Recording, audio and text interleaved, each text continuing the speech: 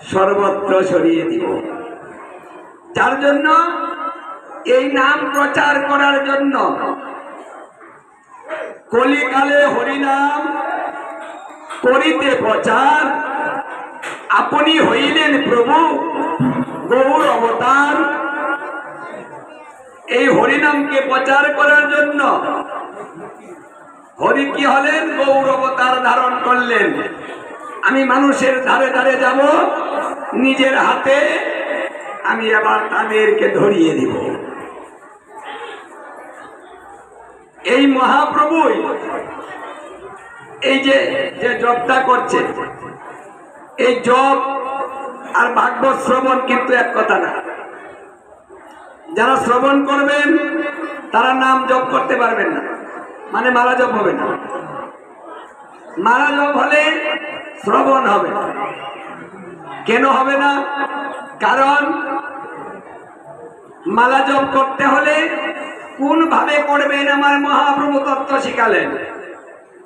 ত্রিভঙ্গ ভঙ্গিম রূপং বেণুরন্দে কোরাঞ্চিতম গোপী মণ্ডল মধ্যস্থং সুবিতং শ্রীনন্দনন্দনম।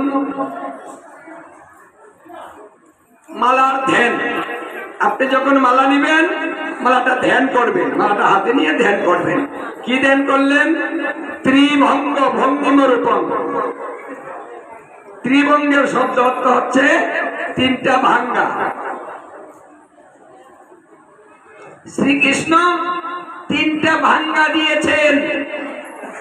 শ্রীকৃষ্ণ যে দাঁড়িয়েছেন, কৃষ্ণকে লক্ষ্য করে দেখুন, কৃষ্ণের ভাঙ্গা কয়টা গনে দেখুন। কৃষ্ণের ভাঙ্গা হলো তিনটা। তিনটা ভাঙ্গা দিয়েছে, তিনটা ভঙ্গি ধরেছে, তাই বলছে ত্রিভঙ্গ, মানে তিনটা ভঙ্গি ধরেছে, তাই ত্রিভঙ্গ ভঙ্গিমং রূপং, মানে তিনটা ভঙ্গি দিয়ে দাঁড়িয়েছে যে রূপটা। এখন এই রূপে তিনটা যে ভাঙ্গা দিলেন, কেন দিলেন?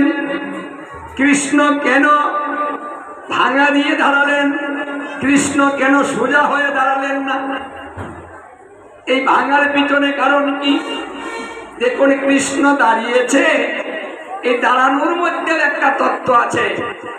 কৃষ্ণ যতগুলা লীলা করেছে, যতগুলা ভাব দেখিয়েছেন, যতগুলা শব্দ উচ্চারণ করেছেন, উনি বেণুবাদন করেছেন, প্রত্যেকটার পিছনে কিছু কারণ আছে। উনি যে বাঁশি বাজালেন, কেন বাজালেন? ওটারও কিন্তু কারণ আছে। উনি দাঁড়ালেন, কেন দাঁড়ালেন? ওটারও কারণ আছে। কারণ জীবকে কিছু তত্ত্ব শিখাচ্ছেন। কি তত্ত্ব? বলছে প্রথম ভাঙ্গায় হচ্ছে ভাব। জীবকে ভাব তত্ত্ব শিখাবেন বিদায় প্রথম ভাঙ্গাটা দিয়েছেন, আর এই ভাঙ্গার নাম হলো ভাব। হে জীব, তোমরা ভাবিতে ভাবিতে ভাবুক হয়ে যাও। আমার কাছে তোমরা ভাব শেখো।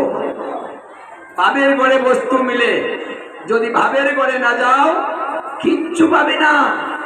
তাই তোমরা অন্য কিছু নিয়ে ভেবো না, তুমি সবাই আমার স্বরূপটাকে নিয়ে শুধু ভাবো, আমাকে নিয়ে ভাবো।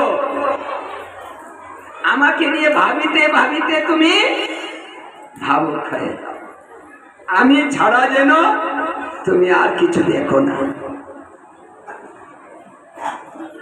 মানে আমাদের মনে যেন অন্য কেউ ভাষা না বলতে পারে, তাই ভাবতে বলেছে। দ্বিতীয় ভাঙ্গা কান্তি। কান্তি হচ্ছে আমার যুগল মূর্তি। তুমি যদি ভাবো, ভাবের গড়ে তুমি আমার সেই কান্তি রূপ যুগল মূর্তি দর্শন করিতে পারিবে। এটা কিন্তু দর্শন হবে কিসের গড়ে? বলছে ভাবের গড়ে। এই জন্য ভাবের গড়ে কান্তি। কান্তি হচ্ছে যুগল মূর্তি। সেই যুগল মূর্তি দর্শন করতে পারবে। তৃতীয় ভাঙ্গার নাম হচ্ছে বিলাস। ভাব, কান্তি, বিলাস। ভগবানের তিনটা ভাঙার নাম ভাব, কান্তি, বিলাস। এই তিনটা নাম তিনটা ভাঙা। বিলাস শব্দের অর্থ হচ্ছে আনন্দ। যদি কোনো ব্যক্তি সেই যুগল মূর্তি দর্শন করতে পারে তাহলে সে কি নিরানন্দে থাকতে পারে? যুগল মূর্তি দর্শন হলে কি আনন্দ হবে না? কার আনন্দ না হবে বলুন? এই স্বরূপ দর্শন হওয়ার সঙ্গে সঙ্গে মন আনন্দে ভরে যাবে, তাই না? আমাকে দর্শন করার পরে জীবের যে ভাবটা শুরু হবে, যে আনন্দটা হবে, সেটাই হচ্ছে বিলাস। এই জন্য আমি তিনটা ভাঙা দিয়ে দাঁড়িয়েছি, তোমাদের এই তিনটা তত্ত্ব শেখাবো দেখি। আর আমি কি করেছি?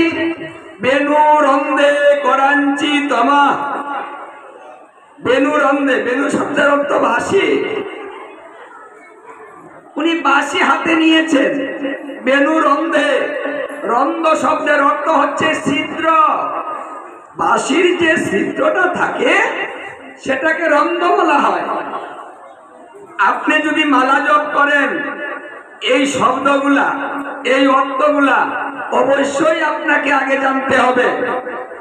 মালা জপ কিন্তু বহিরঙ্গ ভজন নয়, মালা জপ হচ্ছে অন্তরঙ্গ ভজন।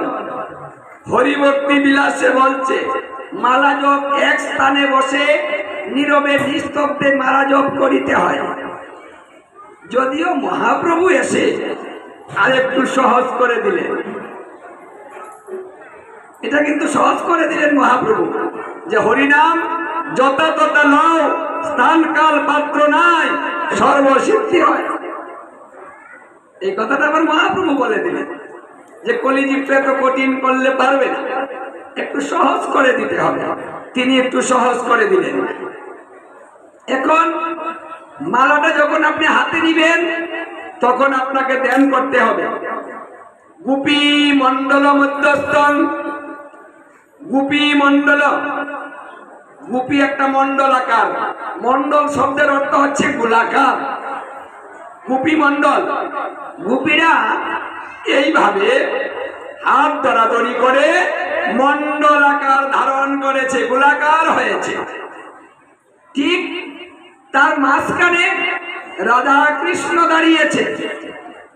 তাহলে গুপি মণ্ডল মধ্যস্থং শোভিতং, মানে গোপী মণ্ডলের মধ্যে শোভা পাচ্ছে আমার রাধা কৃষ্ণ যুগল মূর্তি। শ্রী নন্দ নন্দন, মানে নন্দের পুত্র নন্দ দাঁড়িয়েছে। তাহলে তিনি বাঁশি কেন নিলেন? বলছে হে জীব, আমি বাঁশিটা কেন নিয়েছি জানো? আমি বাঁশিটা নিয়ে বলছি হে জীব, তোমরা আমার বাঁশির শব্দটা শোনো। আমার বাঁশি যেদিকে বাজে তোমরা সেই দিকে ছুটো, অন্যদিকে যেও না। আমি বাঁশি দিয়ে জীবকে ডাকি, হে জীব আমার কাছে আসো। দেখুন বৃন্দাবনে যখন রাসলীলা হয়েছিল, শ্রীকৃষ্ণ বেণু বাদন করেছিলেন, বাঁশিটা বাজিয়েছিলেন। বাজানোর সঙ্গে সঙ্গে গোপীরা শ্রীকৃষ্ণের কাছে দৌড়ে ছুটে গিয়েছিলেন।